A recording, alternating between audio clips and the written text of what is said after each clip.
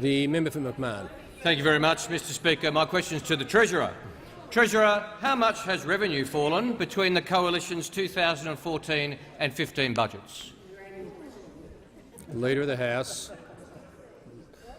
The Treasurer has the call. Thank you. Member for Chifley will cease interjecting. Thank you, Mr Speaker.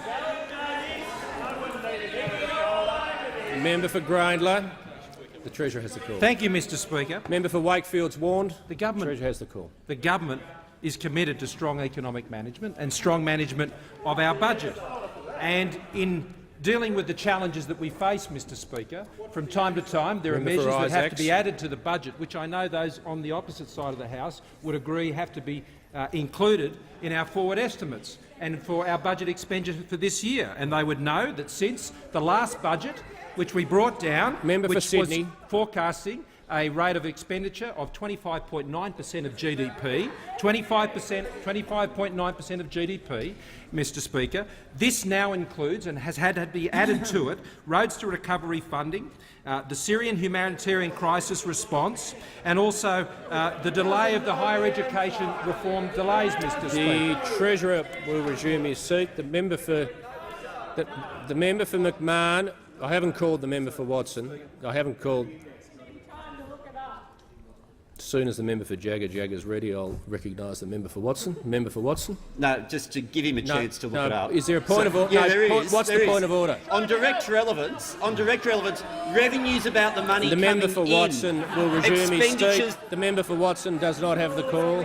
The Treasurer has the call. The Treasurer has the call. Mr Speaker, the opportunity I was giving those opposite was this.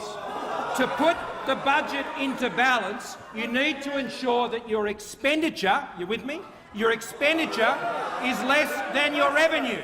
Now, those opposite, Mr Speaker, believe the way to balance the budget is to increase your revenue so it's higher than your expenditure, Mr Speaker. That's why those opposite, when they have the opportunity, are constantly chasing higher expenditure, Mr Speaker, with higher taxes. Now, revenue this year, Mr Speaker, is forecast to be 24% of GDP. 24% of GDP, and currently expenditure as a percentage of GDP is higher than that. But what we're doing with our budget is we're increasing the strength of the budget by 0.5% of GDP every single year, Mr Speaker, and that's the pathway to surplus. That's the pathway to surplus by ensuring that you get your expenditure under control and that you ensure that your revenue grows with the strength of the economy, not by sucking more taxes out of Australians' pockets as taxpayers to ensure that they can chase the ever-increasing spending spiral of those opposites. So this government